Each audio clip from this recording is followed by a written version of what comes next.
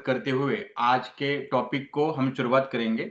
बीच में बहुत सारा गैप हो गया था। एक्चुअली सर भी बहुत बिजी थे, तो कम से कम 3 हफ्ता तक हमारी मीटिंग नहीं हुए।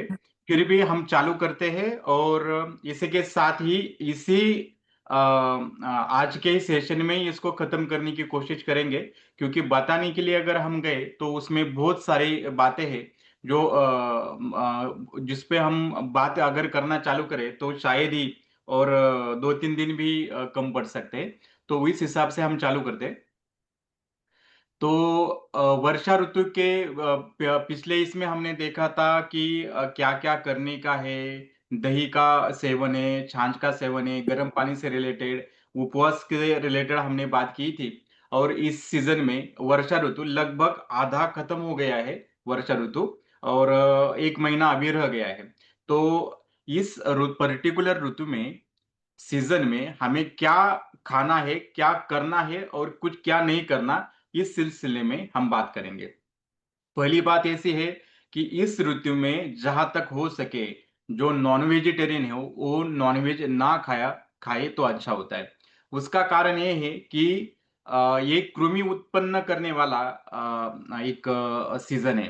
तो इससे क्या होता है कि कोई भी अपने आप में ही कुछ इन्फेक्टिव जो ऑर्गेनिज़म्स है, अपने आप ही उस जो मांस है, उसके ऊपर उसको दूषित कर देते हैं। तो उसके अपने आप ही, यानी बिना कुछ किए हुए ही, जैसे मक्खी ज़्यादा रहती है, जैसे मक्खी रहती है तो वैसे बाकी जीवाणु भी की भी उत्पत्ति इस ऋतु में रहती है। और हमारा डाइजेशन सिस्टम पूरी तरह से अशक्त होने के कारण, कमज़ोर होने के कारण, ये हम उसको अच्छी तरह से पचा नहीं सकते। और ऐसे उसके बाद भी अगर हम इसको खाते हैं, तो बाद में हमारी तकलीफ़ें बढ़ती हैं। तो हो सके तो नॉन वेजिटेरियन को ना बोलते हैं। लेकिन हमारे इधर अगर किसी को बोलते हैं कि आप नॉनवेज मत खाइए, तो कोई भी सुनने वाला नहीं है। तो फिर ये सभी जो ये इसको जो फिर कैसे करेंगे? तो हमारे इसमें धर्म का सहारा इसके लिए लिया गया है। जो कुछ चीज़ है वो धर्म के साथ जोड़ देते हैं। तो उसके वजह से ये धर्मशास्त्र का ही है, ये शिव जी का है, इसलिए पूरा ये 3-4 महीने चातुर्मास में नॉन वेज नहीं खाने का है। या पर्टिकुलरली श्रावण मास है, बहुत शुद्ध ऐसा मास है, बहुत पवित्र ऐसा मास है। तो इस मास में नॉन वेजिटेरियन नहीं चलता है। उसके बाद दिवाली आती है, बीच में नवरात्रि आते हैं, तो अपने आप ही 4 महीने उसमें हो जाते हैं। तो धर्म का सहारा लेकर लोगों को समझाने के लिए हमारे जो पूर्वज है, उन्होंने उसका धर्म का सहारा लिया था। लेकिन उसके पीछे का जो रीजन है वो ये है। तो हो सके तो ना ही खाए।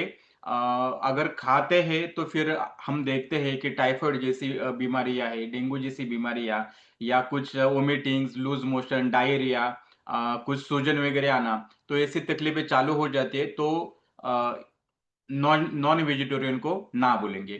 क्यों ना बोलते हैं कि घर के बाहर जो भी कुछ चीज़ें हैं उसको वो इन्फेक्टिव डिसीज़ से फैलाने के लिए कारीगर होते हैं। तो वो पर्टिकुलरली इस सीज़न में बाहर की चीज़ें भी हम नहीं खाएँगे। तो अगर किसी को लगता है कि होटल में तो बहुत अच्छे से मिलता है, होटल में वो अपने आप से बहुत अच्छी तरह से हाइजीन्स रखते हैं, लेकिन बाहर की जो कुछ मकड़ियाँ हैं या कुछ मक्खियाँ हैं, वो अपने आप पे तैयार होके खाने पे बैठती है और उसके वजह से इन्फेक्टिव डिसीज़ स्प्रेड होने के बहुत ज़्यादा चांसेस है। इस पर्टिकुलर ऋतु में शहद का पान करने के लिए बोला है। एक बड़ा चम्मच पानी के साथ लेने के लिए बोला है। और क्यों बोला है वो भी हम बाद में बात करेंगे, उसके पीछे क्या रीज़न्स है जब हम शहद के ऊपर बात करेंगे। पापड़ भूनकर खाने के लिए बोला है। बहुत सारे लोगों को तल के यानी फ्राई किया हुआ अच्छा लगता है, लेकिन ध्यान रखें कि पापड़ खाने पर्टिकुलरली इस सीज़न में तो खाना ही है, तो अच्छी तरह से यानी भूख बढ़ाता भी है और डाइजेशन में भी बहुत अच्छी तरह से कारीगर होता है। लेकिन पर्टिकुलरली उसको फ्राई करके कभी ना खाएँ। इस सीज़न में नहीं, कभी भी फ्राई करके ना खाएँ। कुल्लथ रहता है, कुल्लथ हम महाराष्ट्र में उसको खुलगा बोलते हैं, तो वो अपने आप में थोड़ा गर्म होता है। तो कोकण प्रांत में इसका ज़्यादा उपयोग होता है पश्चिम महाराष्ट्र में। तो पर्टिकुलरली अगर कुलथ का इस सीज़न में अगर खाते हैं तो जो कुछ ठंडाहट जो निर्माण होती है, तो उसके जो तकलीफ होती है हमारी बॉडी को, तो कुलथ के वजह से वो नहीं होती। लेकिन वो उष्ण होने की वजह से आम्ल पित्त की तकलीफ भी कर सकता है। तो इसलिए रिक्वेस्ट है, अगर किसी को आम्ल पित्त की अगर तकलीफ है तो पर्टिकुलरली कुलथ का सेवन ना करें। खाने में आंवले का मुरब्बा है, मीठा अचार है, नींबू का अचार है, इसका सेवन करना है, लेकिन अल्प प्रमाण में ही करना है। जितना खाना है उतना ही हम खाएंगे। वो ये मेन कोर्स नहीं है। पिछले बार हमने बात की थी, लेफ्ट साइड में क्या परोसेंगे और राइट साइड में क्या परोसेंगे। ये सभी जो चीजें हैं लेफ्ट साइड में, यानी बहुत ही कम प्रमाण में खाने वाली चीजें हैं। और क्या खा सकते हैं, तो लाल चावल है, शुक धान्य यानी जो धान्य बनते वक्त उसमें शुक या कुछ नुकीले ऐसे दाने निकलते हैं, उसको शुक धान्य और एकदल धान्य बोलते हैं।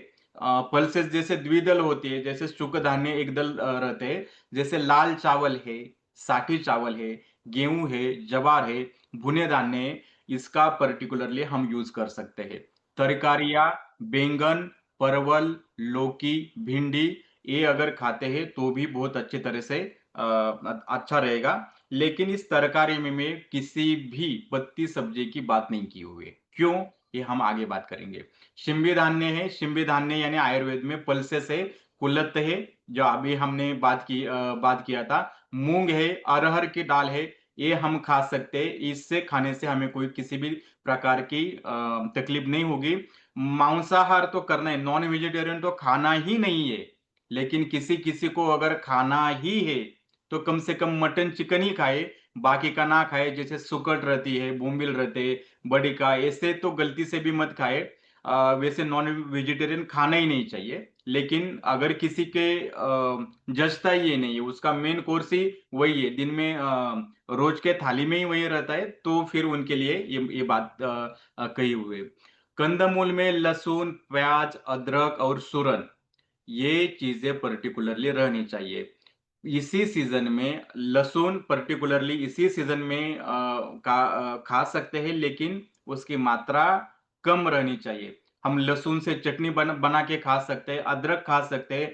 सूरन सूरन पर्टिकुलरली जिसको बवासीर की तकलीफ है उनके लिए तो बहुत ही अच्छा है। लेकिन जिनको फंगल डिसीज है वो सूरन ना खाए। जिनको स्किन में बहुत खुजली आ जाती है या पर्टिकुलरली स्किन रिलेटेड डिसीज है, वो पर्टिकुलरली सूरन ना खाए।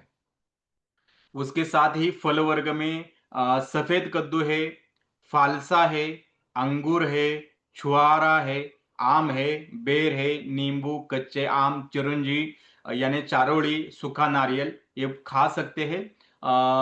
दूध वर्ग में छाछ है, दही है, घी है, दूध है, ये भी खा सकते हैं। सेंधा नमक है, गुड़ है, हरी धनिया, जीरा, पुदीना, हिंग, काली मिर्च। पानी, उबला हुआ पानी ही पिएंगे, गुनगुना पानी पिएंगे, ताजा बरसात का पानी पी सकते हैं। ताजा बरसात का पानी यानी जो कलेक्ट ही बर्तन में हो गया हो, ऐसे पानी पी सकते हैं। लेकिन जमीन पर जब गिरता है तो वो पानी नहीं पिएंगे। वो तो उसको ही दिव्य जल कहा जाता है आयुर्वेद की भाषा में। उबला पानी इसमें हमने उसके रिलेटेड बात की थी। गुनगुना पानी के बारे में भी हमने बात की थी।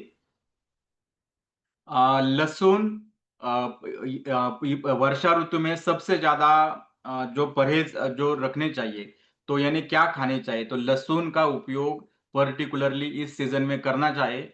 लेकिन लहसुन का उपयोग इस सीजन में यानी गार्लिक का सेवन करते वक्त वो ज्यादा प्रमाण में भी नहीं होना चाहिए। ऐसा क्यों? क्योंकि अगर हम गार्लिक बहुत ही ज्यादा प्रमाण में खाते हैं तो वर्षा ऋतु के बाद शरद ऋतु की एंट्री होने वाली है। यानी जैसे ही बरसात कम हो जाती है तो अपने आप ही सितंबर और अक्टूबर हीट चालू हो जाता है। और इस सीजन में अभी बहुत प्रमाण में अगर हम लहसुन खाते खाते हैं तो अगले 1 डेढ़ महीने में इतनी सारी हीट बाहर होके आते हैं क्यों इतने बॉडी इतना गर्मी क्यों पैदा कर रहा है, स्किन डिसीज क्यों कर रहा है, या बवासीर की तकलीफ क्यों हो रही है। तो इस सीजन में जो हम बहुत प्रमाण में अगर लहसुन खाते हैं तो उसके वजह से ऐसा हो सकता है। मधु यानी हनी, संस्कृत में हनी को हनी को मधु कहते हैं। उद्वर्तन, जैसे उद्वर्तन यानी क्या, ये कुछ त्रिफला जैसे चूर्ण रहते हैं, कोष्ठ है, वचा है, इनका चूर्ण हमारे बॉडी के ऊपर रब करने का, तो उसको पर्टिकुलरली आयुर्वेद में उद्वर्तन, जैसे हम उसको पाउडर मसाज कह सकते हैं या उपटन कह सकते हैं। तो पर्टिकुलरली वर्षा ऋतु में इसका उपयोग किया जाता है, जो स्किन की कांति, त्वचा की कांति, वर्ण, प्रभा, प्रसाद बढ़ाने के लिए बहुत ही फायदेमंद साबित हो जाती है। कभी कभी किसी को बहुत ज्यादा यानी स्पाइन से रिलेटेड तकलीफ होती है, पेट से रिलेटेड तकलीफ होती है, छाती में बहुत कुछ दर्द चालू हो जाता है, पैरों में कुछ टिंगलिंग सेंसेशन हो जाती है, उंगली जॉइंट में पेन या सूजन आ जाती है। तो ऐसे अगर बहुत ही वर्षा ऋतु की वजह से उनको अगर तकलीफी रहती है, तो पर्टिकुलरली मेडिकेटेड एनेमा, उसको आयुर्वेद में पंचकर्म का एक कर्म बस्ती चिकित्सा कहते हैं। यानी जैसे एनेमा जैसे ही प्रोसीजर रहती है, तो वो बस्ती अगर करते हैं तो उनको वात से रिलेटेड जो भी कुछ तकलीफ है वो नहीं होती। उष्ण जल भी पर्टिकुलरली इसी सीजन में पीना है, जब तक सितंबर और अक्टूबर की हीट फैलती नहीं, तब तक हम उष्ण जल का पान कर सकते हैं। इस सीजन में जितना कम हो सके उतना कम ही जल पीना चाहिए, जितनी प्यास लगे उतना ही पानी पीना चाहिए। और गर्म पानी से फायदा इससे होता है, अगर किसी किसी को बहुत ही पानी पीने की आदत है, तो पर्टिकुलरली गर्म पानी उष्ण जल के वजह से वो प्याज जो कम से कम 250 ml पानी पीते हैं, तो उनका हार्डली 30-40 ml में ही उनका पेट भर जाता है।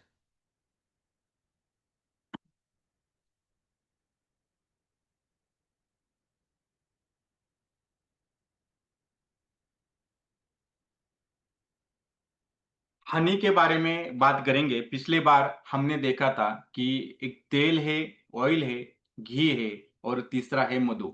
ये इनको ये जो कुछ मेडिसिन है वो हमारे खाने में आनी ही चाहिए। और ये तीन द्रव्य ऐसे हैं कि वो वात को, पित्त को और कफ को बढ़ने नहीं देता, इक्विलिब्रियम स्टेट में रखता है, तो उसके वजह से बाकी की तकलीफें बढ़ती नहीं है।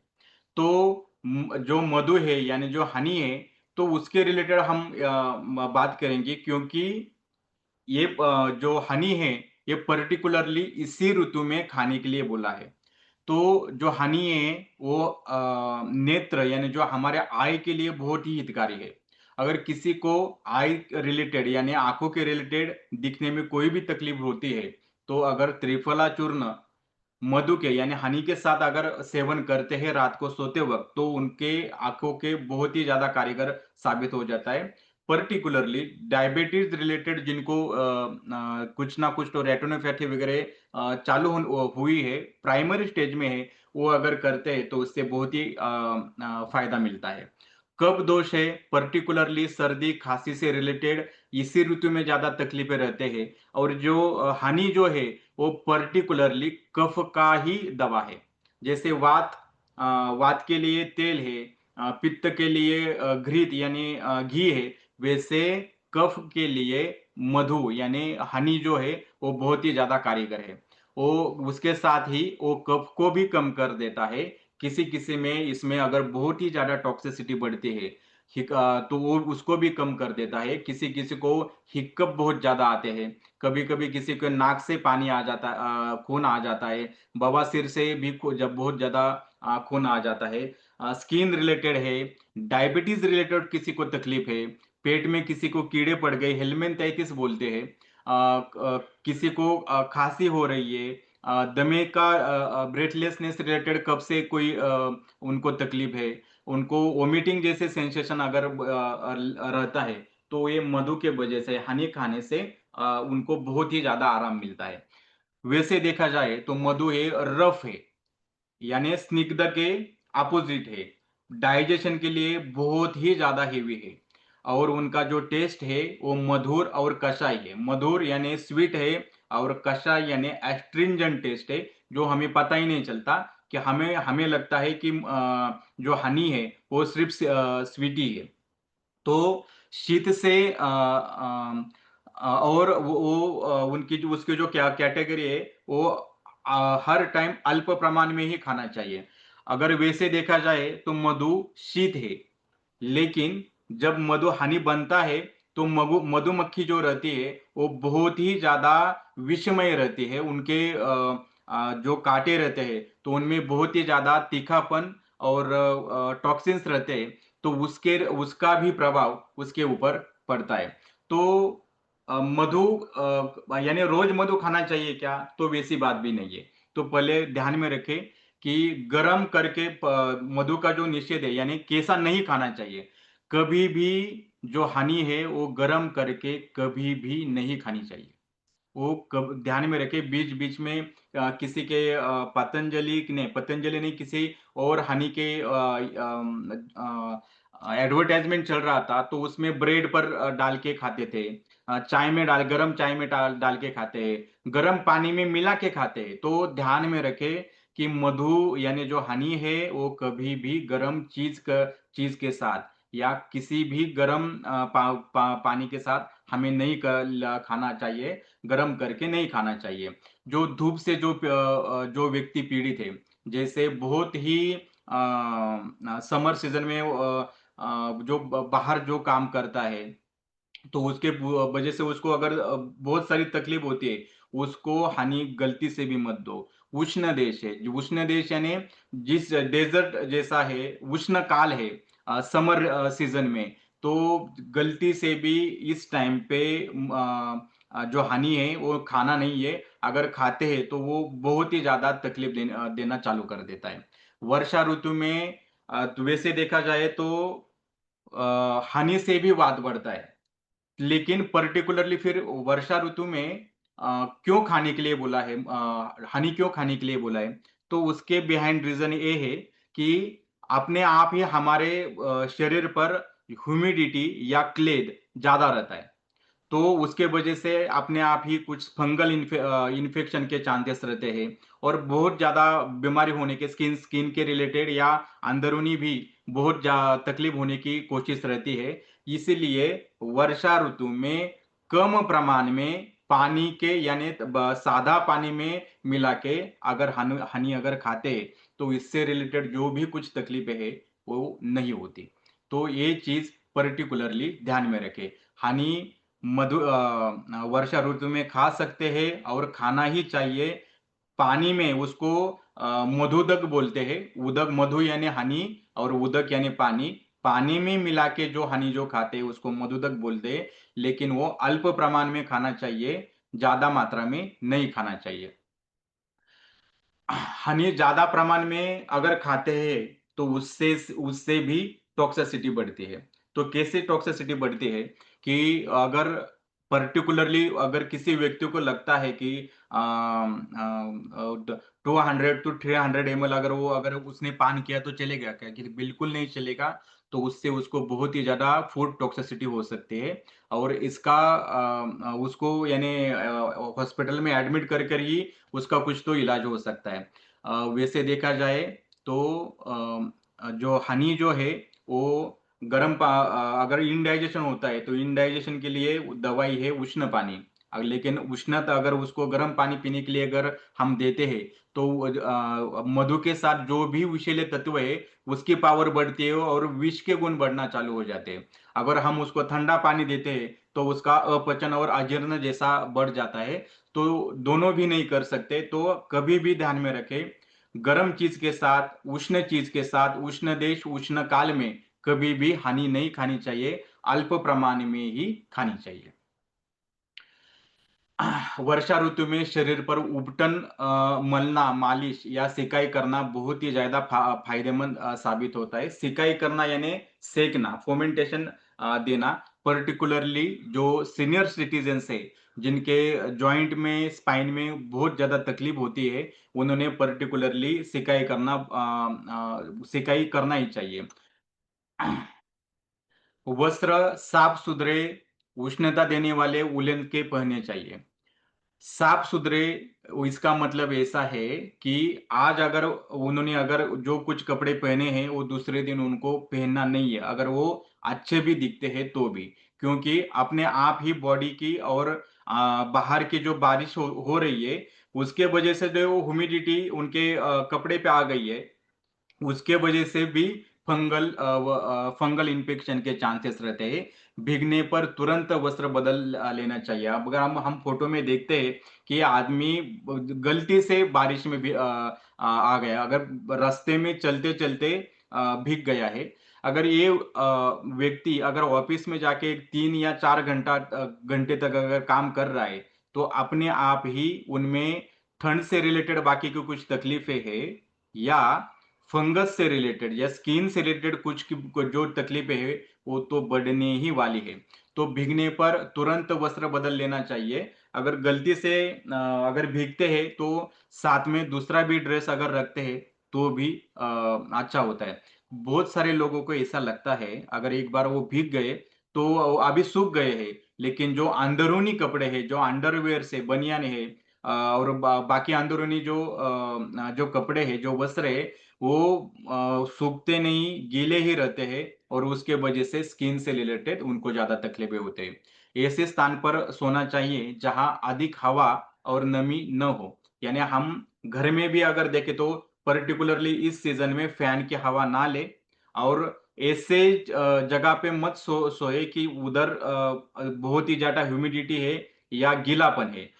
या जैसे आप अगर घर में सोते हो और बाहर का जो गीला कपड़ा है वो फैन के नीचे अगर सुखाने के लिए रखा हो और उसके साइड में आप सोते, तो भी आपको फंगल इन्फेक्शन से रिलेटेड को अपने आप ही तकलीफें हो सकती है, या वात से रिलेटेड तकलीफें हो सकती है। मच्छर आदि से बचने के लिए मच्छरदानी का प्रयोग करें। ये चीज बताने की ऐसा क्यों इतना सादा सिंपल है, लेकिन क्यों बताया है, क्योंकि पर्टिकुलरली ये कृमि कारक सीजन है। तो अपने आप ही एनवायरनमेंट में बहुत ही ज्यादा जो कीटक पैदा होते हैं, उसको उनसे बचने के लिए हम हमारा तो ध्यान रख सकते हैं, लेकिन जो बूढ़े हैं, सीनियर सिटीजन है या जो बच्चे हैं, तो उनका ध्यान रखने के लिए मच्छरदानी का प्रयोग करें। घर के आसपास जो भी गड्ढे हैं, तो या जिधर पानी जमा हो रहा है, अपने आप ही मच्छर है, मक्खियाँ आदि कीड़े बहुत पैदा होते हैं और उससे बीमारी फैलाते हैं। तो अगर हो सकते तो अपने आजू-बाजू में ऐसे गड्ढे रह रहे हो तो आप खुद इनिशिएटिव लेके कुछ ना कुछ तो कीटकनाशक उधर छिड़क दे, या कुछ ना कुछ तो फ्यूमिगेशन की चीज़ अपने ग्राम पंचायत लेवल पे या महानगर पालिका के इस पे कर सकते हैं, कॉर्पोरेशन को कर सकते हैं। सफाई का विशेष ध्यान रखना बहुत ही आवश्यक है। नित्य प्रति वस्त्र को धूपन करें। धूपन करें इसका मतलब क्या है कि जैसे हम भगवान को धूप चढ़ाते हैं, वैसे ही कपड़े भी अगर वो उसको धूपन कर देते हैं, तो उस पे बैठे जितने भी कुछ माइक्रो ऑर्गेनिजम्स है, फंगस है, वो पैदा नहीं होते। तो वस्त्रों को भी धूपन करना चाहिए। सूखे क्लेद रहित स्थान पर रहे, यानी जहाँ पे कीचड़ ना हो, जहाँ पे आर्द्रता ना हो, ऐसे ही जगह पर बैठने के लिए ज्यादा से ज्यादा कोशिश करें। धूम्रपान बोला है करने के लिए, और बस्ती एक थेरेपी है वो करने के लिए बोला है।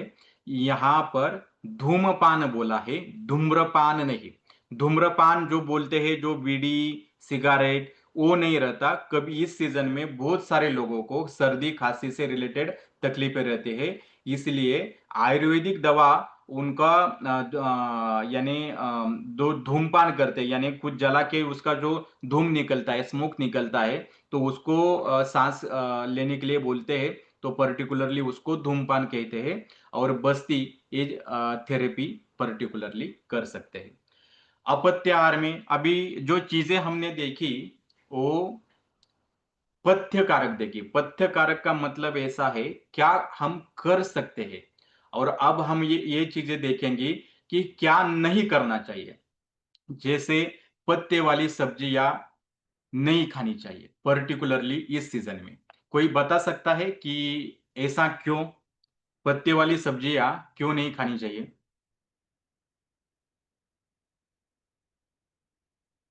दिनेश जी। उसमें भी थोड़ा इन्फेक्शन का डर रहता है ना, क्योंकि इस नहीं, सीजन में कीड़े मकोड़े मच्छर मक्खर तो ज्यादा रहते हैं ना। नहीं, नहीं, वो तो है ही है, लेकिन और भी एक रीजन है। रुचि जी, आप बता सकते हैं पर्टिकुलरली इस सीजन में पत्ते वाली सब्जी खानी चाहिए या नहीं? अगर नहीं खानी चाहिए तो क्यों नहीं खानी चाहिए? खानी चाहिए तो क्यों खानी चाहिए?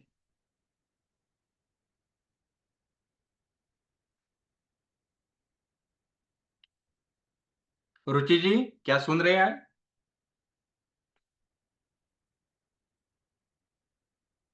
ठीक है, बता देते, एक सेकंड सर।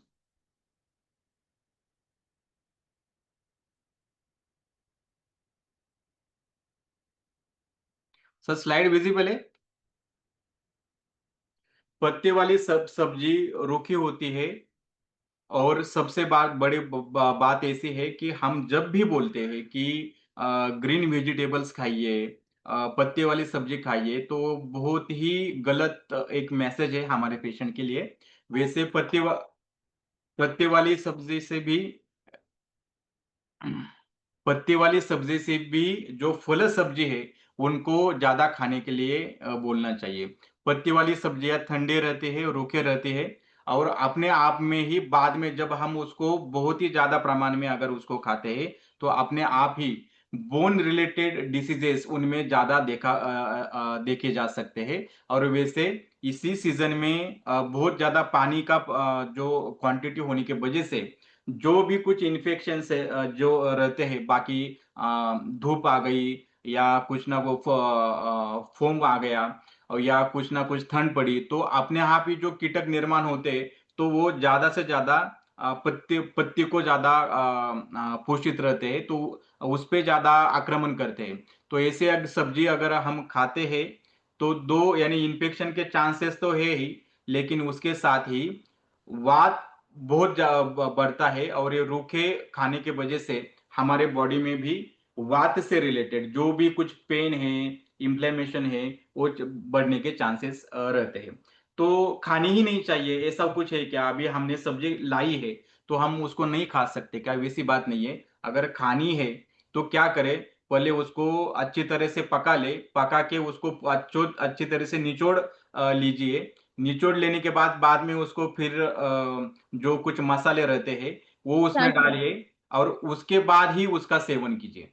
ये करने के बाद भी शायद वो कुछ ना कुछ तो वात से रिलेटेड तकलीफ देने की कोशिश ही करेगा। तो पत्ते वाली सब्जी से अच्छा है, पत्ते वाली सब्जी हफ्ते में एक बार आती हुई तो ठीक है, चलो दो बार आती है तो भी ठीक है। लेकिन अगर हम डेली रूटीन अगर देखें तो दो के हफ्ते में दो से ज्यादा अगर पत्ती सब्जी आती है तो ज्यादा तकलीफ हो सकती है। कोई कुछ कह रहा था? सॉरी सर, मेरा वो अनम्यूट नहीं हो रहा था, आप पूछ रहे थे ना। कुछ हो गया था फोन में, अच्छा, अच्छा, अच्छा। इसीलिए मैं ठीक है, नेक्स्ट कंटिन्यू करता हूँ।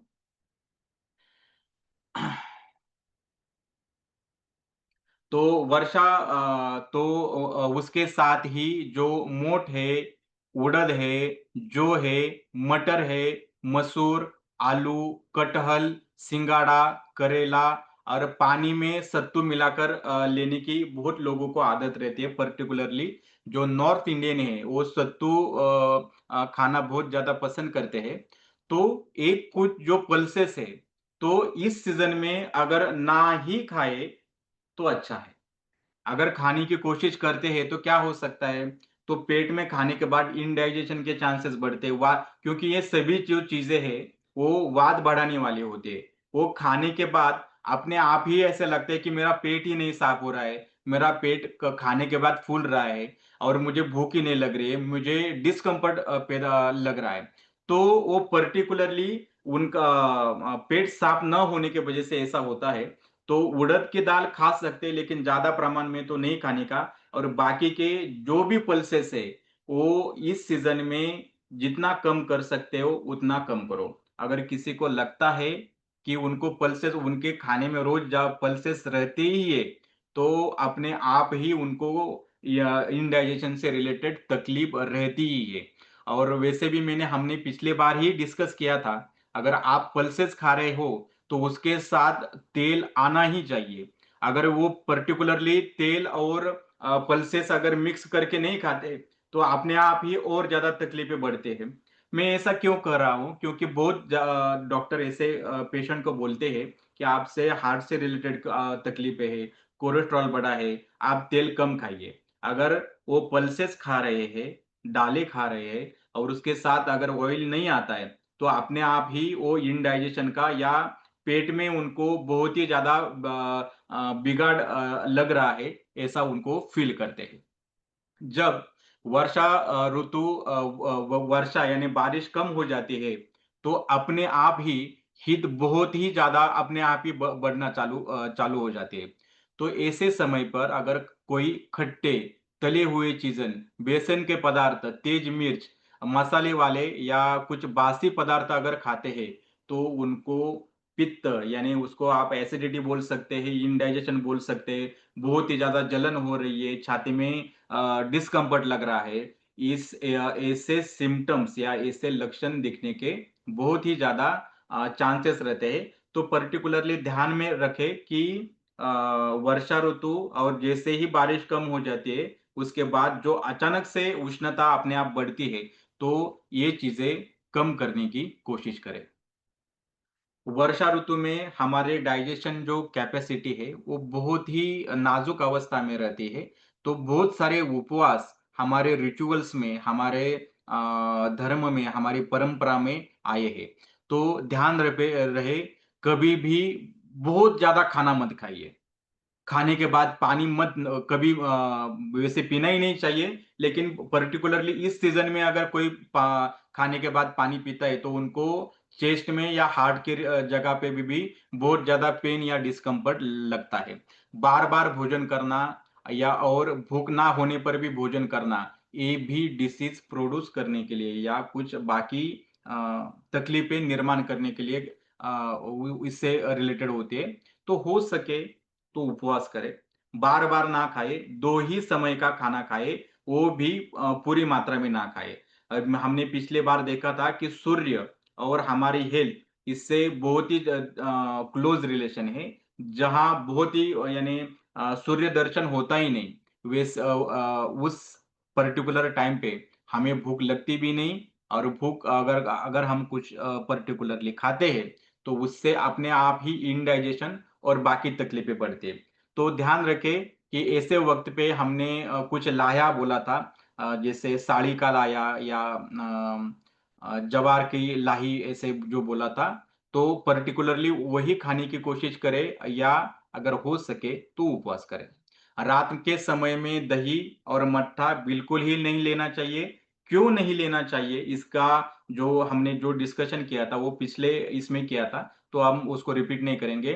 फल सब्जी आदि खाद्य पदार्थ अच्छी तरह धोए बिना नहीं खानी चाहिए। फल सब्जी अगर पत्ता सब्जी खानी है, फल सब्जी खानी है या फूल सब्जी खानी है, तो उसमें हम प्रेफर कौन से करेंगे, तो पहले फल सब्जी को प्रेफर करेंगे, बाद में फूल सब्जी को, और बाद में अगर हो सके तो पत्ता सब्जी। तो पत्ता सब्जी तो उसको जैसे मेथी है, शेपू है, पालक है, उसको ज्यादा डोम यानी महत्व ना देते हुए फल सब्जी को ज्यादा इंपॉर्टेंस दीजिए। नदी तालाब आदि का अशुद्ध जल, जहां तक का दूषित जल नहीं पीना चाहिए। वैसे आज के अभी के इसमें कोई बहुत सारे फिल्टर लगा के पीते हैं, कुछ ना कुछ टेक्निक से अगर पीते हैं, लेकिन अ, वो पीने के बाद भी उनको तकलीफें होने के चांसेस रहते हैं। तो अच्छा है अगर वो उबाल कर पानी पीते हैं, तो और भी उनको उससे ज्यादा फायदा होगा। अत्यधिक मात्रा में दलिया है, ओट्स है, ओट्स जैसे अंजों का सेवन करने से बचे, पर्टिकुलरली भूख बहुत कम रहती है। इस सीजन में अगर ऐसे दलिया वगैरह ज्यादा हेवी अगर वो खाते हैं, तो अपने आप ही इंडाइजेशन से रिलेटेड तकलीफें बढ़ती है। अधिक पानी वाले जो खाद्य पदार्थ है वो खाने से भी बचे। मांस के समान ठोस संसाधन करने में कठिन खाद्य पदार्थ का भी सेवन नहीं करना चाहिए। हमने पिछले स्लाइड में देखा था, रेफ्रिजरेटर का कुछ भी मत खाइए, ना कुछ उसमें रखे, और पर्टिकुलरली इस सीजन में तो ना ही खाया तो अच्छा है। 4 महीने के लिए आपका रेफ्रिजरेटर अगर बंद रहता है तो उतना ही आपका जो फैमिली का जो हेल्थ है और ज्यादा बढ़ेगा। रेफ्रिजरेटर में जमी हुई ठंडी खाने वाली चीजों का भी नहीं खाना चाहिए। वर्षा ऋतु में पचन शक्ति कम रहती है, इसलिए एक बार अधिक मात्रा में बहुत सारा खाना खाया, यानी खाने के लिए बैठे इतना खाया है कि कंठ तक आ गया है, ऐसा नहीं करना चाहिए। या पचने में बहुत ही ज्यादा हेवी है, ऐसे अगर कोई चीज आप खा रहे हो तो वो यानी आधे पेट ही खाना चाहिए। जैसे हलवा रहती है, पूरी रहती है, मिठाई रहती है, वो चीज आपको मालूम है कि खाने के लिए जल्दी से हजम नहीं होने वाले हैं, तो आपका हेल्थ का प्रोटेक्शन के लिए आप वो कम मात्रा में ही उसका सेवन करें। हो सके तो 2 ही बार सेवन करें। हमें नाश्ता लगता है, दोपहर में हम इतने बजे खाते हैं, रात में 8 बजे खाते हैं, शाम को हमें चाय लगता है, ऐसे ना करते हुए सिर्फ 2 ही टाइम खाने की कोशिश करते हो तो अपने आप ही आपकी इम्यूनिटी भी बढ़ती है, और आपका इम्यूनिटी की बढ़ने के वजह से बाकी के रोग फैलने के जो चांसेस है वो भी नहीं होते।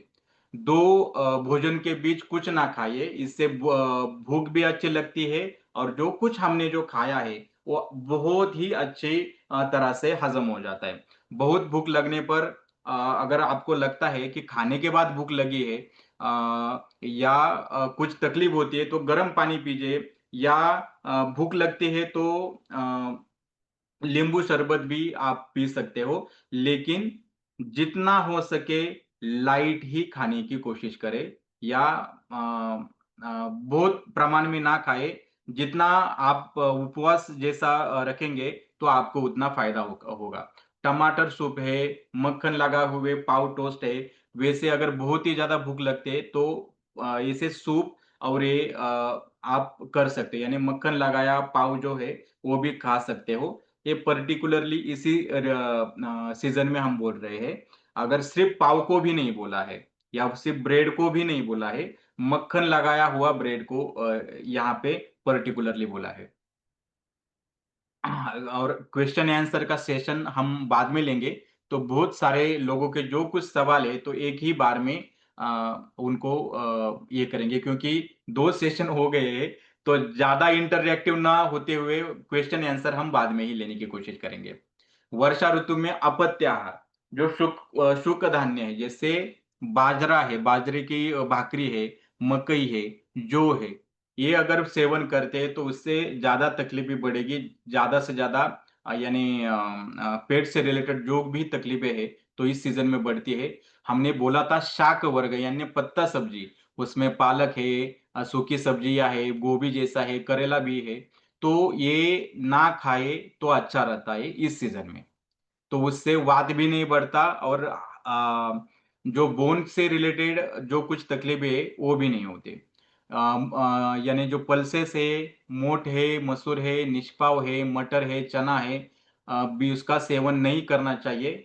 आयुर्वेद में मटर को यानी मटर को ग्रीन पीस को यानी कलाय अति वातला बोल के बोला है, तो इससे बहुत ही ज्यादा प्रमाण में बॉडी में वात बढ़ता है, और चने से भी बहुत ही ज्यादा तकलीफ होती है, बहुत ही ज्यादा वात कारक रहता है।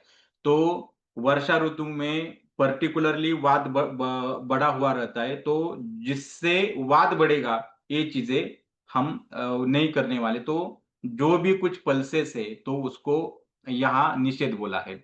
मांस वर्ग में कुछ कब किसी किसी को ऐसा लगता है कि सूखा हुआ मांस है, जैसे सुकट है, या बोम्बिल रहता है, ये महाराष्ट्र में उसको बोम्बिल बोलते हैं, सूखी हुई मछली रहती है, तो वो भी इस सीजन में पर्टिकुलर उसका सेवन ना करें। जो कंदमूल है, आलू, सिंगाड़ा, साबूदाना, गाजर, कमलगट्टा, वो भी डाइजेशन के लिए बहुत ही ज्यादा हेवी रहते हैं, तो इसका सेवन भी नहीं करना चाहिए। फल वर्ग में ककड़ी है जिसमें बहुत ज्यादा पानी है, खरबूज है, जामुन है, केत है। पर्टिकुलरली जामुन इसी सीजन में पैदा होते हैं, तो जामुन खा सकते हैं। लेकिन सिर्फ जामुन ही खा रहे हो तो ज्यादा तकलीफ होती है। जामुन खाए लेकिन बहुत प्रमाण में ना खाए, थोड़े थोड़े प्रमाण में खाते हो तो तकलीफ नहीं देती। भैंस का दूध है, पनीर है, पीयूष यानी दूध से यानी अभी डिलीवरी हो गई अगर कोई गौ माता है तो उसका दूध को पीयूष कहा जाता है। शरबत, बंगाली मिठाइयाँ जिसमें बहुत ही ज्यादा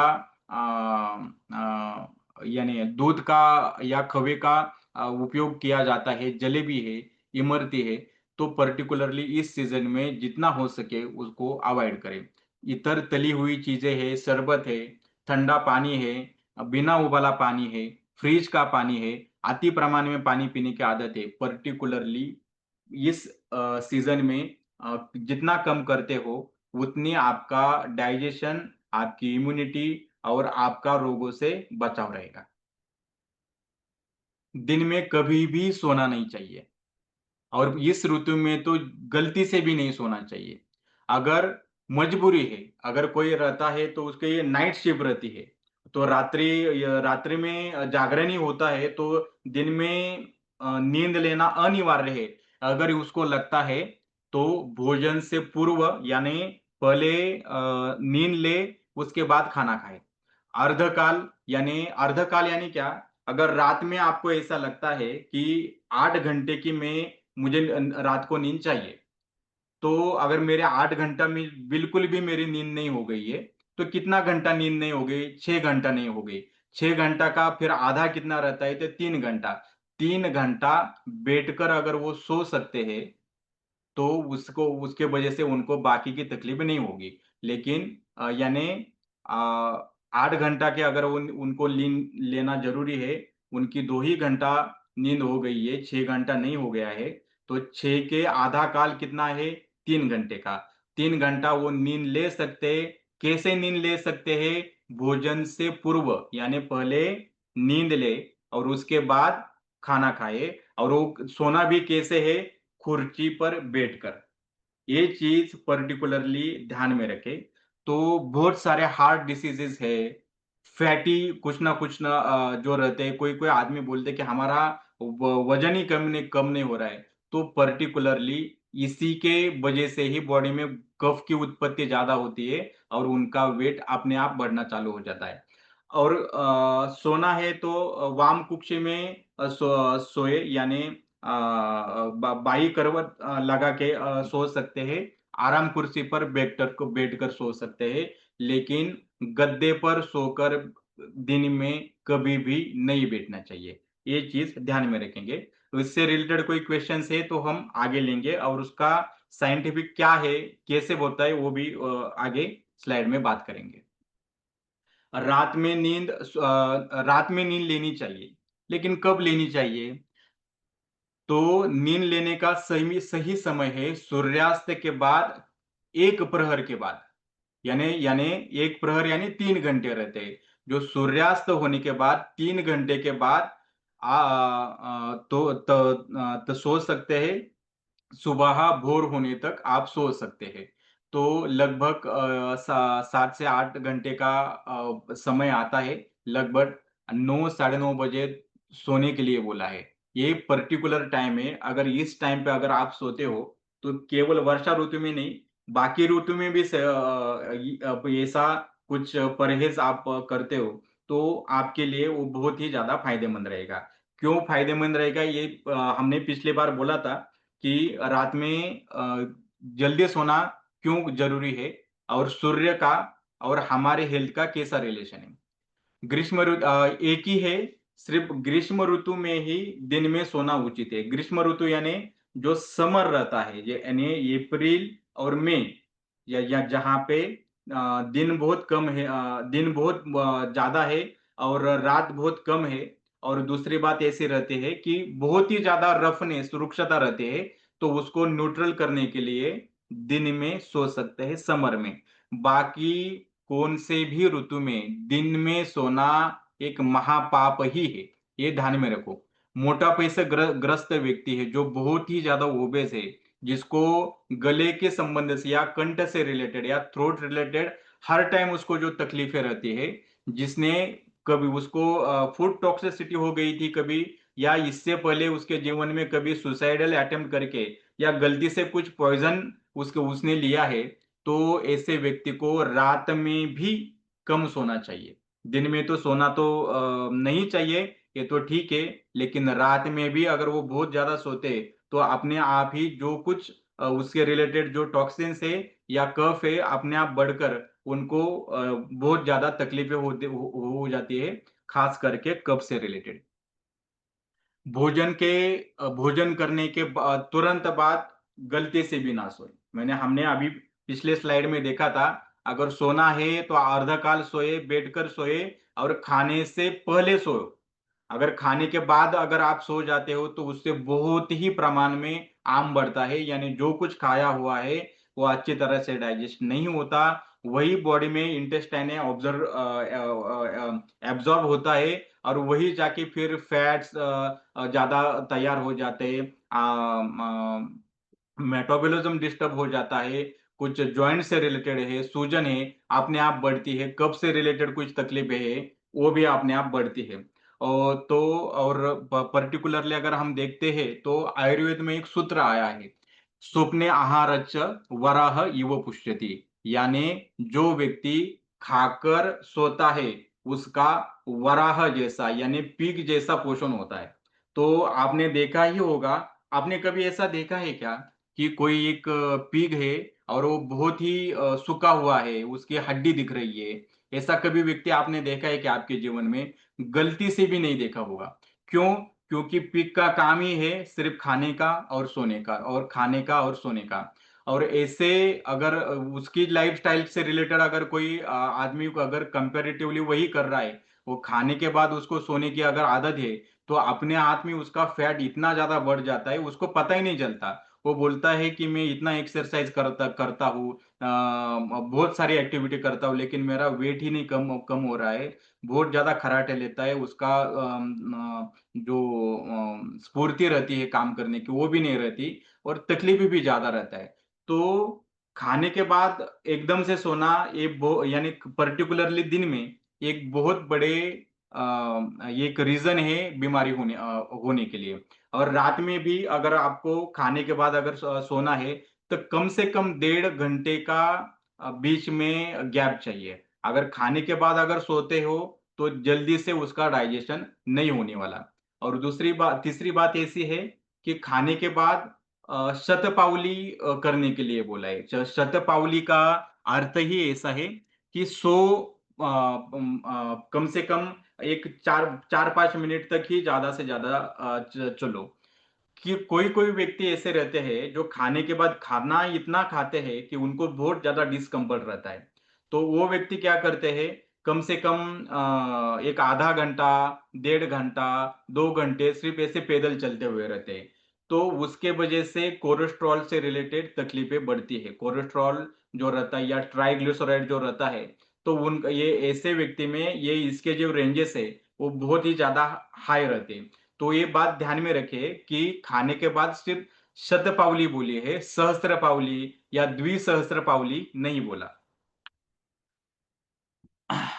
शरीर में जोड़ों, विशेषकर जांघों के जोड़ और गुप्त अंगों के आसपास की जो चमड़ी है वो पानी की या पसीने से गीला रहती है।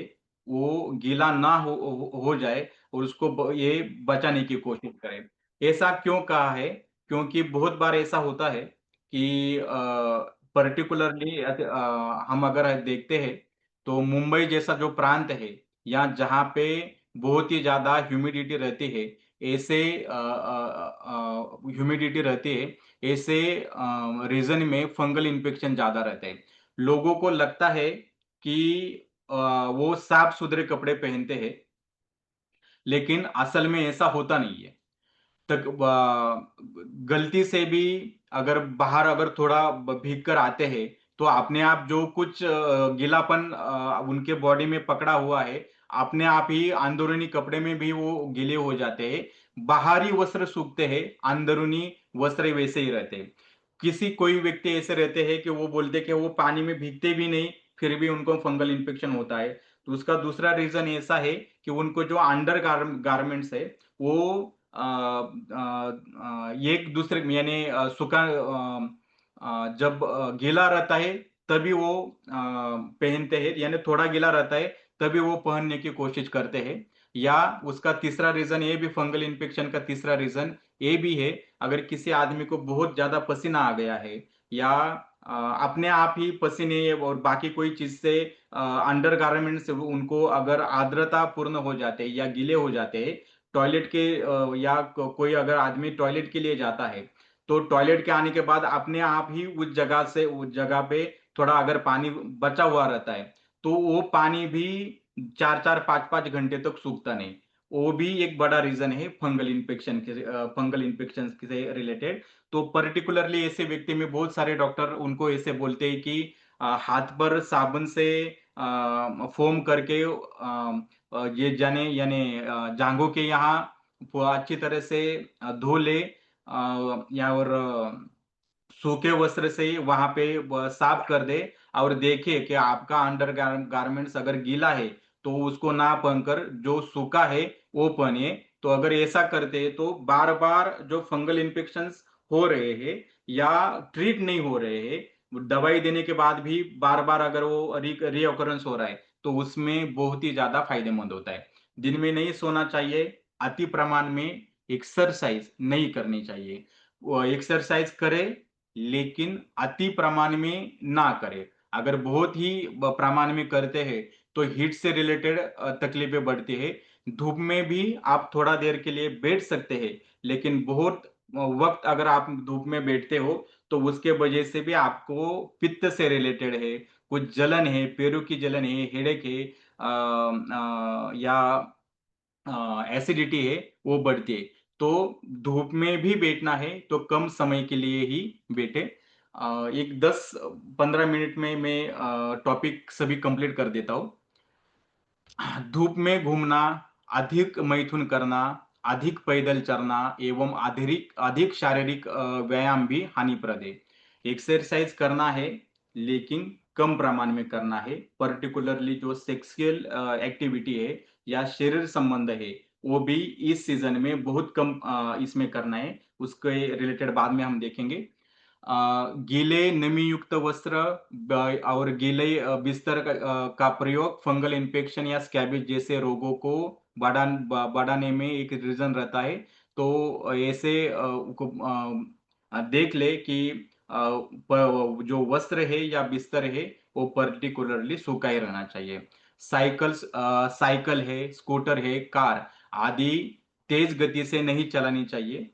इसके पीछे का रीजन ये नहीं है कि आप एक्सीडेंट हो सकता है या आप गिले यानी बाइसिकल स्लिप हो सकते हैं, ऐसा रीजन नहीं है। इसका पर्टिकुलर रीजन वो तो है ही है, लेकिन पर्टिकुलर रीजन ये है कि बहुत जोर से अगर आपके बदन पे हवा लगती है तो उससे भी वात से रिलेटेड जो भी कुछ तकलीफें है, यानी पर्टिकुलर जो पेन है, कभी कभी इंफ्लेमेशन है या बोन पेन रिलेटेड कुछ भी तकलीफें है वो बढ़ती है। तो या कुछ ना ये कभी कभी सांस से रिलेटेड कोई खांसी, सर्दी खांसी जैसी ऐसे तकलीफें है तो वो भी बढ़ते हैं। तो पर्टिकुलरली ध्यान रखें, ये स्कूटर है, साइकिल है, कार है, बहुत तेज गति से इस सीजन में अगर चलाने की कोशिश करते हो तो अपने आप ही एलर्जी से या उनको इन्फेक्शन के ज्यादा चांसेस रहते हैं। वर्षा ऋतु में मैथुन सेवन जो है, मैथुन सेवन का मतलब है स्त्री संबंध रखना, तो वो वर्ज्य है। वर्ज्य है यानी पूरी तरह से वर्ज्य है क्या, तो वैसा नहीं है। तो पहले समझ के लीजिए कि क्या है। मैं ज्यादा इसमें नहीं डीप में नहीं जा सकता, लेकिन ये बातें आपको मालूम रहना ये बहुत ही ज्यादा इंपॉर्टेंस है कि आपकी शरीर में जो जितनी जारी थकावट लग रही है तो शायद ऐसी चीजों की वजह से भी रहते हैं। वसंत ऋतु और शरद ऋतु में 2 दिन के अंतराल से सेक्सुअल एक्टिविटी आपके पार्टनर के साथ कर सकते हो। वसंत ऋतु का मतलब ऐसा रहता है कि यानी 15 फरवरी से लेकर मार्च या 15 अप्रैल तक वो पर्टिकुलर सीजन रहता है। शरद ऋतु यानी अभी जैसे बारिश खत्म होती है उसके बाद एकदम से जो अक्टूबर हीट जैसे बढ़ती है, पर्टिकुलर अक्टूबर नहीं, सितंबर में और अगस्त के एंड कुछ दिनों में भी वो गर्मी देखी जाती है। तो जो पर्टिकुलर गर्मी वाला जो सीजन है जिसको हम शरद ऋतु कहते हैं, 2 दिन के अंतराल से आप सेक्स कर सकते हो। वर्षा और ग्रीष्म ऋतु में आपका शरीर बल इतना कम रहता है, इम्यूनिटी इतनी कम रहती है, अगर हो सके तो कोई भी शरीर संबंध ना रखे। अगर आपकी बहुत ही इच्छा है तो 15 दिन के अंतराल के से ही आप वो शरीर संबंध रख सकते हैं। अगर ज्यादा एक्टिविटी में अगर आप करते हैं तो अपने आप ही बहुत ज्यादा थकावट और इम्यूनिटी बहुत ज्यादा लो होना, ये उससे रिलेटेड आपको सिम्टम्स दिखते हैं। हेमंत ऋतु यानी दिवाली के बाद और यानी नवंबर, दिसंबर, जनवरी, फरवरी, शिशिर ऋतु यानी जनवरी फरवरी का ये जो पर्टिकुलर जो मास रहता है 4 महीने का, इसमें आपकी शरीर बल, आपकी बॉडी पावर बहुत अच्छी तरह से रहती है। इस ऋतु में आपके इच्छा अनुसार आप रिलेशन रख सकते हो। तो मैथुन नहीं करना चाहिए, ये तो बात आपके ध्यान में आ गई है। लेकिन मैथुन कर्म करना यानी सिर्फ सेक्सुअल एक्टिविटी ही करना ऐसा नहीं है, क्योंकि ये पर्टिकुलरली पॉइंट लेने का जो सोच है वो आपके जो नेक्स्ट जनरेशन में है उनके उसके साथ भी आप थोड़ा सा कंपेरेटिव कर सकते हैं। ब्रह्मचर्य यानी क्या? कर्मणा मनसा वाचा सर्वावतासु सर्वत्र सर्वत्र मैथुन त्याग ब्रह्मचर्य प्रचक्षते, यानी मैथुन का त्याग ही कर्म से, मन से और वाचा से मैथुन का त्याग ही ब्रह्मचर्य कहा गया हुआ है। और आहार, निद्रा और ब्रह्मचर्य ये 3 हमारे यानी त्रय उपस्तंभ है। हमारी जो हेल्थ की जो पूरी बिल्डिंग है ये आहार से बनी है, निद्रा से बनी है और ब्रह्मचर्य का पालन करते हैं, इससे बना है, ऐसा आयुर्वेद का कहना है। तो इसमें जो कर्म से, मन से और वाचा से मैथुन का त्याग बोला है, वो उसके भी 8 प्रकार आते हैं। स्मरणम, कीर्तनम, केली, प्रेक्षणम, गुह्य भाषणम, संकल्प, अध्यावसायच, क्रिया निवृत्ति एवं। यानी शास्त्रों में ब्रह्मचर्य के नाश के 8 तरीके बताए हैं। स्मरणम यानी क्या? सुने हुए या चित्र में या प्रत्यक्ष किसी स्त्री को देखकर उसके बार बार चिंतन करना, ये उसको स्मरणम कहा है। कीर्तनम यानी स्त्रियों के रूप, गुण, अंग प्रत्यंग के बारे में बार बार चर्चा करना, उसको कीर्तन कहा है। केली यानी स्त्रियों के साथ कोई भी खेल खेलना, आप ग्रुप में खेलते हैं या कुछ अकेले खेलते हैं, तो कोई भी चेस रहता है या कोई कुछ भी खेल रहता है तो उनके साथ खेल खेलना। प्रेक्षणम, किसी स्त्री की ओर सर उठा के यानी गर्दन उठा के या काम दृष्टि से देखना, उसको प्रेक्षणम बोलते हैं। गुह्य भाषण यानी स्त्रियों के साथ एकांत में किसी भी तरीके की बात, ये वो फोन पे रहती हो, टेलीफोन पे रहती हो, खत से रहती हो या डायरेक्ट बात रहती हो। संकल्प यानी श्रृंगार रसपूर्ण काम चेष्टापूर्ण दृश्य किसी स्त्री के साथ करने के बारे में निश्चय करना, संकल्प करना, वो 6वां है। अध्यावसाय यानी संकल्प किया है और अभी लक्ष्य को प्राप्त करने का जो भी प्रयत्न करता है उसको अध्यावसाय कहते हैं। और क्रिया निष्पत्ति यानी प्रत्यक्ष क्रिया या संभोग, उसको ये 8 चीजें है। ये इस 8 चीजों को ये 8 चीजें ऐसी है जो करने पर ब्रह्मचर्य टूटता है। इन लक्षणों के विपरीत लक्षण ही अखंड ब्रह्मचर्य होते हैं। आदर्श ब्रह्मचारी में ऊपर बताए हुए लक्षणों में एक भी लक्षण नहीं पाया जाना चाहिए, क्योंकि इनमें से एक भी लक्षण आपके हमें नष्ट भ्रष्ट करने के लिए पूर्ण समर्थ रहता है। इससे बात कहने की ये है कि मैथुन करना चाहिए यानी किस तरह नहीं करना चाहिए, ये उसका तो हमें पता चल ही गया होगा। लेकिन या संसारी व्यक्ति ने भी ब्रह्मचर्य का पालन करना चाहिए, ऐसा कुछ है क्या? हाँ, ऐसा भी है। उसको नैष्टिक ब्रह्मचर्य बोलते हैं। नैष्टिक ब्रह्मचर्य यानी जैसे भगवान श्री राम ने एक पत्नी नियमों का पालन करते हुए, एक वचनी नियमों का पालन करते हुए जो ब्रह्मचर्य का पालन किया है, उसको हम नैष्टिक ब्रह्मचर्य कहते हैं। और संसार में आए हुए व्यक्तियों ने भी इसी नैष्टिक ब्रह्मचर्य का पालन अगर करते हैं, तो उनमें भी इससे कुछ इम्यूनिटी से रिलेटेड है या कुछ ना कुछ बहुत ही ज्यादा कुछ थकावट और बाकी जो की चीजें रहती है, तो उससे भी यानी रोगों से भी मुक्ति मिलती है, चुस्ती स्फूर्ति भी रहती है, इम्यूनिटी भी बहुत ज्यादा तेज रहती है। ब्रह्मचर्य के फायदे में बोला है, आयु तेज बल वीर्य प्रज्ञादिच्च महायश अनुच तत्प्रियत्वम च प्राप्यते ब्रह्मचर्या।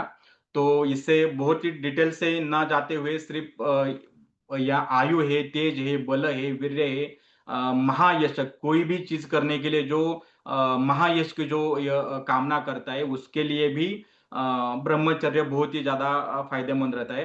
अनुचत प्रियत्वम च यानी अगर आपको लगता है कि बहुत सारे लोगों ने आपके ऊपर प्यार करना चाहिए, तो ये भी पर्टिकुलरली शुक्र का ही गुण है, तो इससे रिलेटेड ही तो ये सब अगर कोई ब्रह्मचर्य का पालन करते हैं, तो उनमें ये सब फायदे दिखते हैं। दवाई के साथ हम ज्यादा नहीं जाना चाहते, क्योंकि अगर कोई गलती से कि अगर कोई इसका अगर मेडिसिन लेते हैं, तो उसका कुछ अलग ही इफेक्ट दिख सकता है उस हिसाब से। पर्टिकुलरली वर्षा ऋतु में उपवास करने के लिए बोला है। उपवास आयुर्वेद में उसको लंघन बोला है, और ऐसे बोला है कि लंघनम परम औषधम। जो भी कुछ रोग होते हैं, वो हमारा अग्नि जो डाइजेशन है, वो डिरेंज होने के बाद ही बहुत सारे तकलीफें होती है। तो इसके लिए पर्टिकुलरली हमारा अग्नि मंद है, उसके लिए इस पर्टिकुलरली इस ऋतु में लंघन यानी उपवास करने के लिए बोला है। तो उपवास का मतलब क्या है? तो कोई-कोई आदमी ऐसे कोई-कोई लोग कहेंगे हम बिना पानी पीते हुए उपवास करते हैं। कोई लोग ऐसे रहते हैं, वो बात करते हैं कि हम उपवास करते हैं लेकिन खाने में गर्म पानी ही पीते हैं। 1 सेकंड कोई आ रहा है, 1 सेकंड।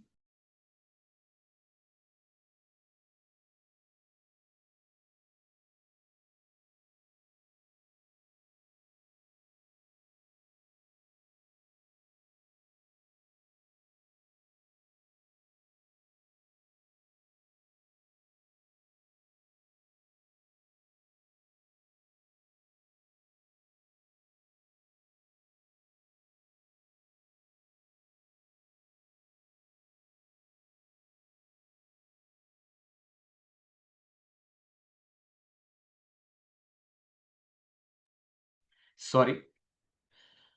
कोई लोग ऐसे कहते हैं वो बिना पानी पिए ही उपवास करते हैं।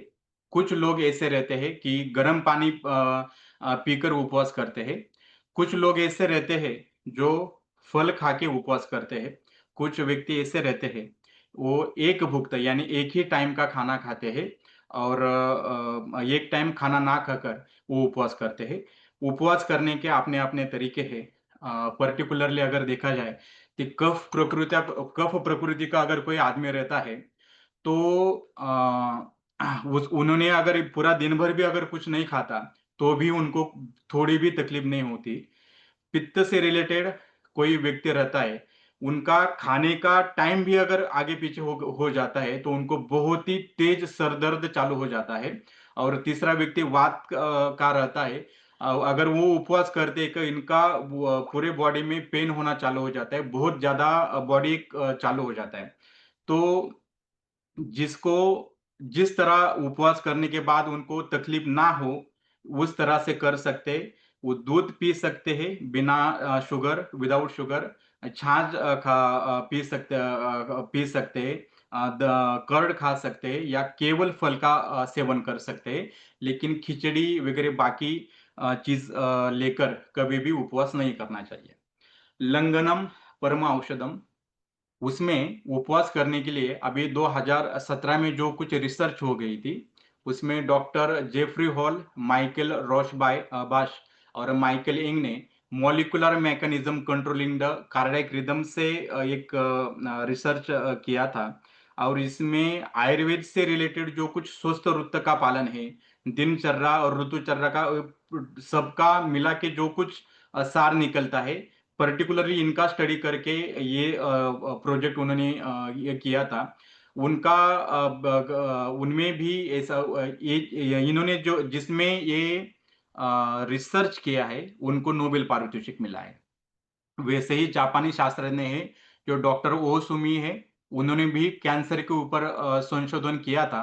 तो उनका भी ऐसा कहना था कि अगर कोई 12 घंटे तक कोई डाइट करता है या उपवास करता है, तो अपने आप ही ऑटोफेगस मैकेनिज्म एक्टिवेट होकर अगर कोई कैंसर सेल हमारे शरीर में बन रहे हैं, तो अपने आप हमारी बॉडी ही उस कैंसर सेल को अपने आप पूरी तरह से डैमेज कर देती है या निकाल देती है। तो इनको भी नोबेल पारितोषिक मिला है। तो आयुर्वेद में भी ये संकल्पना है कि जाठराग्नि है, धातुवाग्नि है और पंचमहाभूताग्नि है। जो कुछ हम खाते हैं उसका डाइजेशन अच्छी तरह से होना चाहिए। वो होने के बाद ही पंचमहाभूताग्नि और धातुवाग्नि, यानी जैसे जैसे हमारे रस, रक्त, मांस, मेद, अस्थि, मज्जा, शुक्र है, वैसे उससे जाके उन जगह पे भी उसका डाइजेशन का काम चलता है। अगर अगर हम उपवास करते हैं तो बीच में जितने भी कुछ टॉक्सिसिटी है, अगर फिर वो ब्लड में रहती है या मांस में रहती है, मेद में रहती है या हड्डी में रहती है, जो कुछ टॉक्सिसिटी है जो कैंसरोजेनिस है या कुछ ना कुछ बाकी के अदर डिसीज निर्माण करती है, तो उसको वो भी पूरी तरह से न्यूट्रल हो जाता है। हमारे धर्म में हमारी जो धार्मिक परंपरा है, रूढ़ी है, हमारी संस्कृति है, इसमें भी बार बार उपवास का वर्णन आया है, पर्टिकुलरली इस वर्षा ऋतु में। जैसे चतुर्थी करो, एकादशी करो, नवरात्रि कीजिए, या किसी के बोलते हैं कि आप हर शनिवार का उपवास करो, गुरुवार का उपवास करो या सोमवार का उपवास करो। तो अगर इनमें हम देखते हैं कि डॉक्टर जेफरी हॉल है या डॉक्टर ओहोसुमी है या आयुर्वेद अगर कहता है या हमारे धार्मिक परंपरा रूढ़ी संस्कृति कहती है, तो इनमें सब सबने उपवास करने के लिए बोला है। लेकिन जब डॉक्टर जेफरी हॉल कहते हैं या डॉक्टर ओहोसुमी का अगर कोई रिसर्च प्रोडक्ट कोई रिसर्च आता है, तो हम उनको कहते हैं कि देखो टेक्नोलॉजी कितना एडवांस हो गया, कितना अभी नए नए संशोधन हो रहे हैं, लेकिन ये जो जो जो कुछ चीजें है हमारे धर्म में है, हमारे रूढ़ी में है, हमारे संस्कृति में है, और आयुर्वेद में बहुत यानी हजारों साल पहले ही ये चीजें बताई हुई है। लेकिन अगर हम हमारी परंपरा के बारे में जब बात करते हैं, हमारे रूढ़ी के बारे में बात करते हैं, हमारे संस्कृति की बात करते हैं, क्या करते हैं, ऑर्थोडॉक्स है, बहुत पुराने ख्यालात के हैं। ऐसा कभी होता है क्या? अभी वो पुराने ख्यालात सोच जो नहीं रहा पकड़ो, तो उससे रिलेटेड तो हम हमारी संस्कृति से बहुत दूर जा रहे हैं। और जो ही कोई आदमी बाहर का अगर हमारा ही संस्कृति का, हमारे परंपरा का कोई उसके ऊपर रिसर्च करके बोलते हैं, तो हम उसको नोबेल पारितोषिक देते हैं और उसको उनकी बहुत सराहना करते हैं। तो ये चीज भी हमने सीखनी चाहिए कि हमारा जो भारतीय जो परंपरा है, ये जो जो कुछ हमारे जो वेदों में भी जो कुछ अच्छी तरह से बोला हुआ है, ये उसका तिरस्कार ना करें। हमारी ये उपहास करना हमारे लिए भी अच्छा नहीं है। जैसे अगर हम देखते हैं तो हम जब स्कूल में जाते थे तो एक प्रतिज्ञा लेते थे, भारत मेरा देश है, सभी भारतीय मेरे भाई बहन हैं, मुझे अपने देश से प्यार है और मुझे इनकी समृद्ध और विविध विरासत पर गर्व है। सच में हमें हमारी जो विरासत है उस पे गर्व है, हमारी जो परंपरा है उस पे गर्व है। ये सच में सोचने वाली बात है, क्योंकि ये जो जो चीजें मैं जो कुछ बोल रहा हूँ, अगर कोई फॉरेन साइंटिस्ट अगर ये इसके ऊपर अगर बात बोलता है, तो उसको बहुत ज्यादा सराहना मिलती है, उसको पुरस्कार ज्यादा मिलते हैं। लेकिन यही चीजें हमारी परंपरा है, हमारी धन है, हमारे जो त्योहार है और हमारा जो भारतीय शास्त्र आयुर्वेद है, अगर वो आयुर्वेद में अगर हमने ऐसा ऐसा बोलता है, अगर मैं कहता हूँ, तो वो बाकी साइंटिस्ट हमें बहुत अच्छे लगते हैं और हमारे जो परंपरा है वो ज़्यादा अच्छा नहीं लगती, पुराने ख़यालात की लगती है। तो सच में एक विचार करने जैसी बात है कि सच में हमारे इस समृद्ध और विविध विरासत पर हमें गर्व है क्या? ज़्यादा वक़्त ना लेके हुए मैं मेरे प्रेज़ेंटेशन का यहाँ एंड कर देता हूँ। बहुत ही थोड़ा फ़ास्ट मैंने लिया हुआ है क्योंकि बहुत 2 हफ़्ते से एक सिलसिला चल रहा था और उसका एंड होना काफ़ी था क्योंकि अगले मास में अगर जाते थे, तो शायद शरद ऋतु भी उस टाइम पे चालू हो जाता है। तो वर्षा ऋतु के बारे में बात करना इतना प्रैक्टिकल नहीं रहेगा।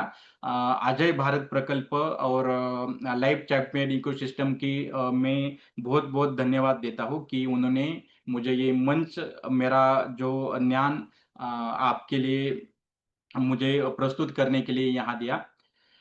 अगर किसी को कोई अगर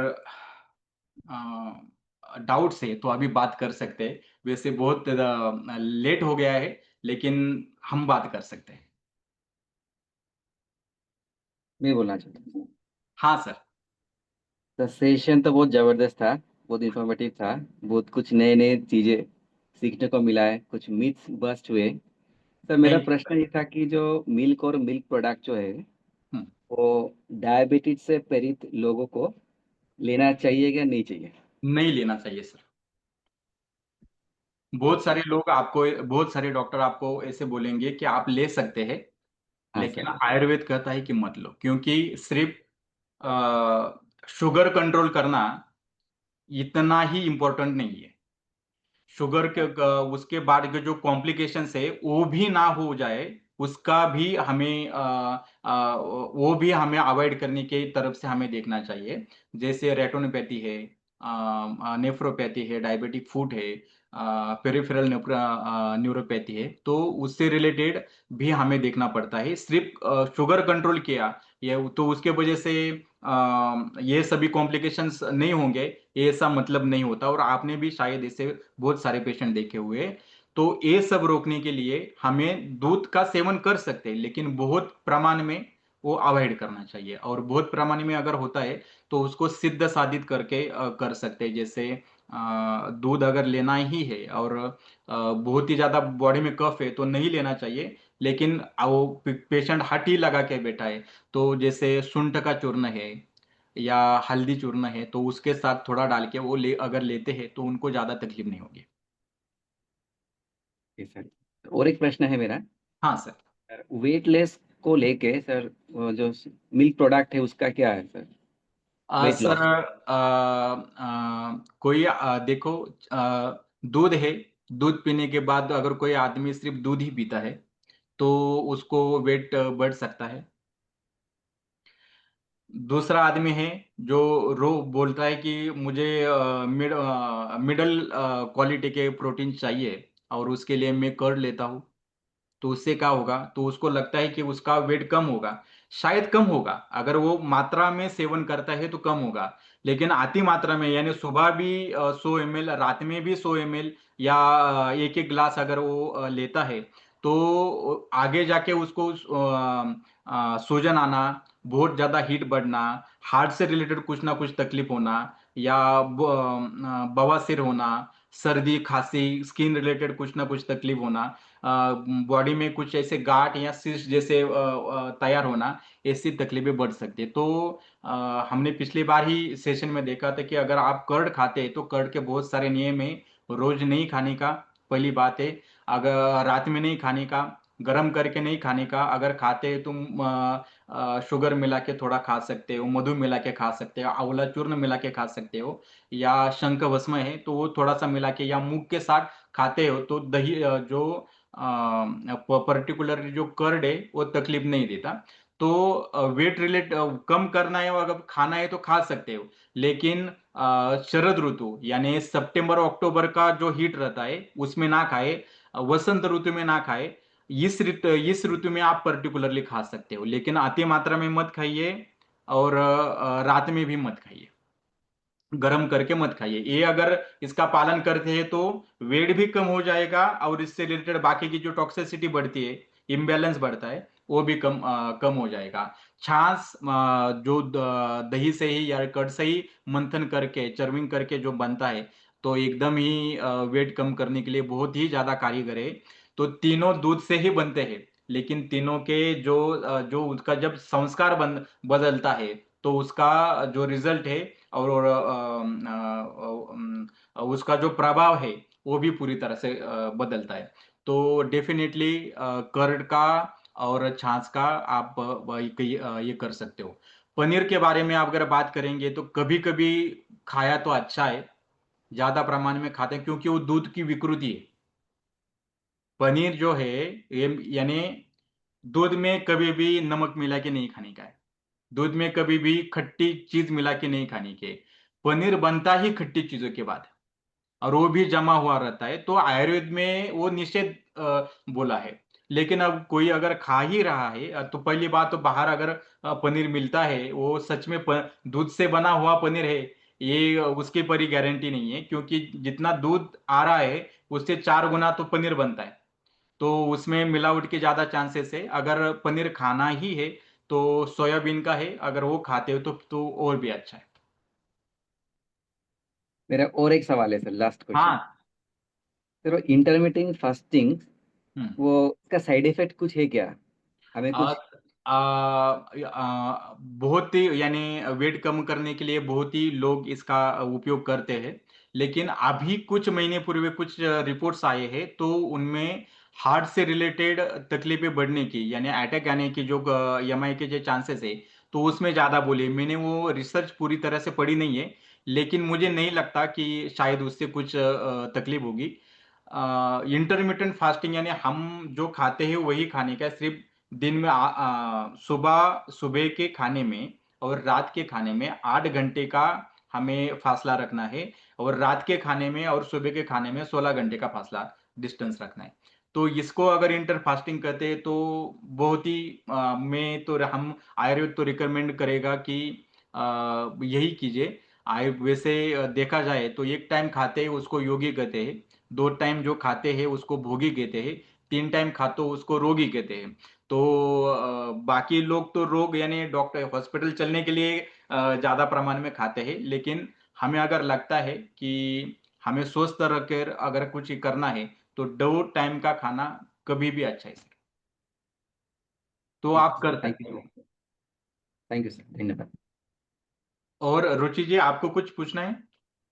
जी सर, ये ज्वार खा सकते हैं क्या? आपने बाजरा खाने के लिए मना किया है हाँ, वर्षा ऋतु में। जवार जवार खा सकते हैं, वो लघु रहता है, लघु यानी हल्का रहता है और हाँ, डाइजेशन के लिए भी बहुत हल्का रहता है, तो तो पर्टिकुलरली वो खा सकते हैं। रोज रात में एक भाकरी खाया तो चलेगा ना? हाँ, जवार का खाते हैं तो चलेगा, बाजरे का हेवी रहता है और शायद तकलीफ दे सकता है। ओके। और वेट बन आपने, हाँ जी हाँ। बोलिए। हाँ, तो बाजरी थोड़ा सा अवॉइड करने की कोशिश करें। जब वो ठंडा यानी हेमंत ऋतु या शिशिर ऋतु है, तो ऐसे भूख बहुत ज्यादा बढ़ती है, तो उस टाइम में पर्टिकुलरली बाजरे खाते हैं तो उस टाइम में बहुत ही ज्यादा पावर भी देगा और डाइजेशन में भी कोई तकलीफ नहीं होगी। कब? हेमंत ऋतु और शिशिर ऋतु और हेमंत ऋतु, ओके। यानी नवंबर और दिसंबर जनवरी फरवरी। ओके। एंड ये नाचनी की रोटी खा सकते हैं सर अभी ये सीजन में? हाँ, डायबिटीज के जो लोग मरीज है तो यानी हाँ। खास पर्टिकुलरली उनको कुछ ना कुछ तो पैथोलॉजी हो गई है, जैसे हम्म। किडनी से रिलेटेड उनको बहुत ज्यादा तकलीफ है, या हम्म। कुछ ना कुछ वुंड हो गया है, तो पर्टिकुलरली नाचनी खाने के लिए बोलते हैं। लेकिन ध्यान में रखें कि नाचनी बहुत ही ज्यादा रफ है, रुक्ष है। हम्म। हम्म। तो डायबिटीज में जो कुछ गीलापन बॉडी में रहा हुआ है या किसी किसी को फंगल इन्फेक्शन रहा हुआ है, ऐसे व्यक्ति को नाचनी खाने के लिए अगर हम बोलते हैं तो बहुत ही यानी उससे बहुत ही ज्यादा रिजल्ट मिलेगा। लेकिन पर्टिकुलरली इस सीजन में अगर नाचनी खाने के लिए अगर बोलेंगे आप, तो पेट साफ ना होना, पेट फूलना, बहुत ही ज्यादा टॉयलेट में बहुत वक्त लगता है, ऐसी तकलीफें दिखेगी। ओके। लेकिन और डायबिटीज का कोई मरीज है उसके वो व्यक्ति खा सकता है। ओके। और सर आपने करेला खाने के लिए मना किया, मतलब कम खाने हाँ के लिए कर रहे हैं, तो वो करेला। किस लिए? हाँ वैसे नहीं, इस सीजन में क्या रहता है दीदी कि वात प्रकोप यानी जो प्रकृति से ही हमारे बॉडी में वात बढ़ा हुआ रहता है। करेला ये कड़वा होने की वजह से अपने आप ही यानी जैसे तीखा है, कड़ू है और एस्ट्रिंजेंट है, कसेला रस है, ये वात को बढ़ाते हैं। जैसे मैंने अच्छा। पल्सेस बोले हैं, तो पल्सेस किस रस के रहते हैं, तो उसमें भी कषाय रस से ही रहते हैं, एस्ट्रिंजेंट टेस्ट ही रहता है उसका। हमें पता नहीं चलता, तो मसाले वगैरह ज्यादा रहने की वजह से वो समझ में नहीं आता। अगर वो पर्टिकुलरली अगर हम ज्यादा खाते हैं तो अपने आप ही पेट की तकलीफें बढ़ती ही है, तो वो अवॉइड करने की कोशिश करते हैं तो अच्छा रहेगा। करेला भी ठीक और पल्सेस भी, उसमें ठीक भी है। मूंग और मसूर, ये दो ऐसे दालें हैं कि वो अगर हमने अगर खाते हैं तो हमें ज्यादा तकलीफें नहीं होंगी।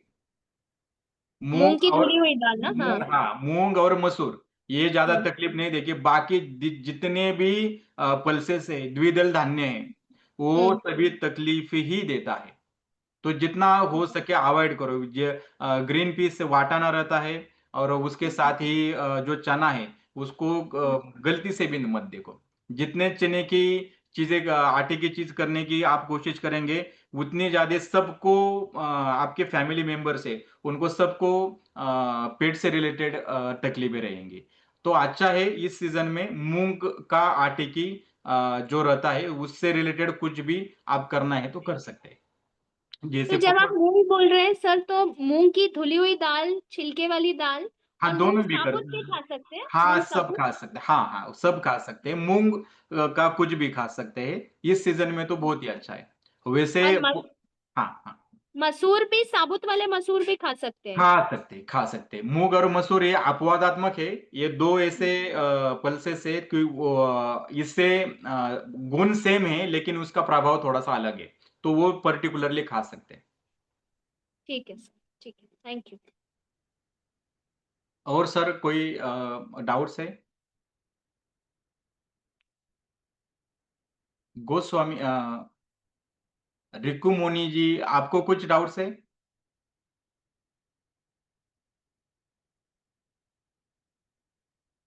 शायद सुन नहीं पा रहे सर। अच्छा सर, और कोई आपको डाउट्स है दास सर?